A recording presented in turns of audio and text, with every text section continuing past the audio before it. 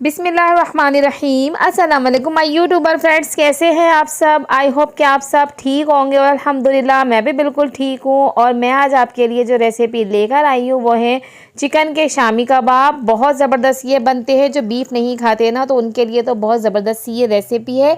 तो वो ये शामी कबाब बनाएं और मज़े उठाएं। और जो दोस्त चैनल पे नए हैं चैनल को सब्सक्राइब करना ना भूलें, साथ ही बेल आइकन को भी प्रेस करें ताकि उन वीडियोस का नोटिफिकेशन आप तक जल्द से जल्द पहुंच सके।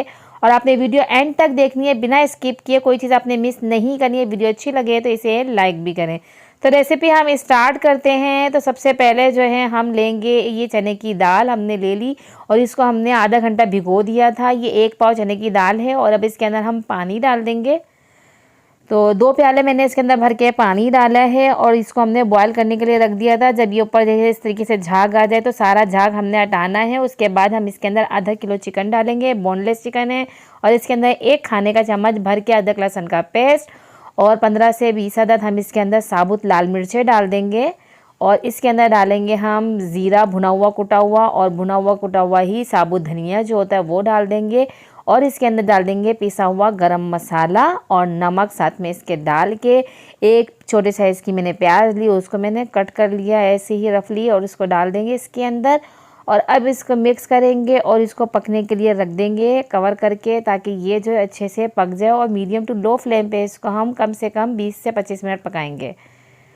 तो ये हमारे दाल का जो पानी है ये देखें बिल्कुल ड्राई हो गया है और मैंने इसको ज़्यादा हाई फ्लेम पे नहीं रखा था। और दाल हमारी देखें बिल्कुल इस तरीके से गल चुकी है।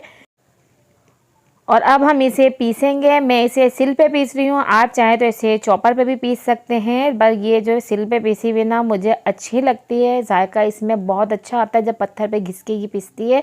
तो मैं हमेशा शामी कबाब या कोफ्ते जो भी चीज़ बनाती हूँ तो मैं सिल का ही इस्तेमाल करती हूँ। तो ये देखें इस तरीके से मैंने इसको बिल्कुल बारीक पीस लेना है। बहुत ज़बरदस्त से रेशेदार से ये कबाब बनते हैं शामी कबाब हमारे।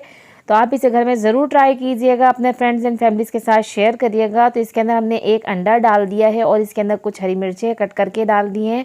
और इसके अंदर डालेंगे हरा धनिया कट करके अच्छे से वॉश करके, और कुछ पुदीने की पत्तियां भी कट करके इसके अंदर डालेंगे। और अब इसको हाथों की मदद से मिक्स करेंगे कि ये सारी चीज़ें ना इसके अंदर मिक्स हो जाएं।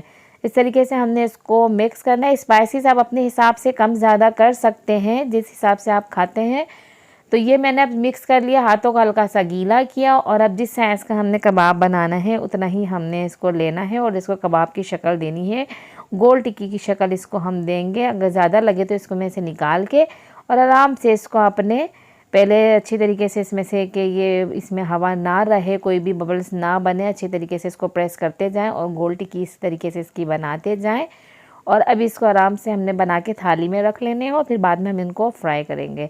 अगर आपने इनको बना के फ्रीज़ करने हैं तो अंडा ना डालें आप इसमें, बाद में आप अंडे में डिप करके फ्राई कर सकते हैं।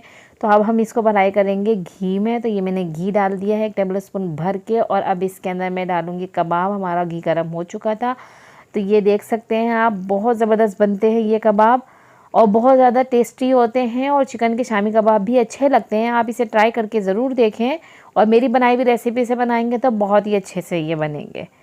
तो बस अब इनको हमने पलटना है। गोल्डन कलर देने के बाद हमने इसको दोनों तरफ से सेकना है अच्छे से, इसके बाद कलर आ जाए इतना हमने इनको फ्राई करना है। तो मेरे फेसबुक पेज को भी फॉलो करना ना भूलें, मेरे चैनल का विज़िट करें जो दोस्त मेरे चैनल पे नए हैं, क्योंकि मेरे चैनल पे बहुत ज़बरदस्त सी रेसिपियाँ हैं। कुछ सर्दियों के हवाले से भी हैं और बहुत अच्छी सी सब्ज़ियाँ और गोश्त की बहुत सारी रेसिपीज़ हैं। मीठे भी बहुत अच्छे हैं इसके अंदर। तो ये हमारे शामी कबाब जो है बिल्कुल रेडी हो चुके हैं। आप देख सकते हैं कितने जायकेदार से ये लग रहे हैं और बहुत जूसी से होते हैं और बड़े रेशेदार से ये बनते हैं। तो आप इसे चटनी के साथ और केचप के साथ सर्व करें और बना के आप इसे फ्रीज़ भी कर सकते हैं। कई अर्जेंट मेहमान आ जाएँ तो फ़ौरन से इन्हें निकाल के फ्राई करके सर्व करें, उनके आगे रखें। बहुत ज़्यादा शौक़ से खाएंगे मेहमान भी। और ऐसे ही मेरे चैनल पे आते रहें, मेरी वीडियो देखते रहें। और मुझे नेक्स्ट वीडियो तक दीजिए इजाज़त। अल्लाह हाफ़िज़।